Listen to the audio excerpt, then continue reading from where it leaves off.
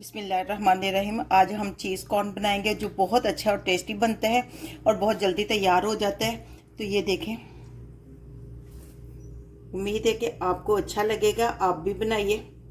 तो देखते हैं कैसे बनता है। चीज़ कॉर्न बनाने के लिए 1 टिन जो है हम स्वीट कॉर्न्स के लेंगे। इसमें पानी जो है ये रहने देंगे और इसमें 1 टिन जो है ये क्रीम का डाल देंगे। आप फ्रेश क्रीम घर की भी यूज़ कर सकते हैं, कुकिंग क्रीम भी यूज़ कर सकते हैं। फ्लेम को हम लो ही रखेंगे, नहीं तो क्रीम फट जाती है। शिमला मिर्च का 4th पार्ट जो लेके वो हम डालेंगे इसमें। 1/4 टेबल स्पून आप नमक डालना या अपने टेस्ट के हिसाब से डालना। 1/4 टेबल स्पून जो है काली मिर्च,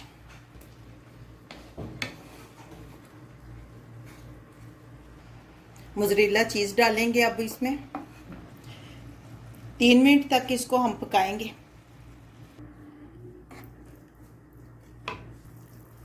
चीज़ कॉर्न हमारा बनकर तैयार हो गया है। इसकी खूबसूरती के लिए हम थोड़ा सा पार्सले या सब्ज़ धनिया जो ऐड करेंगे और फ्लेम को ऑफ कर देंगे।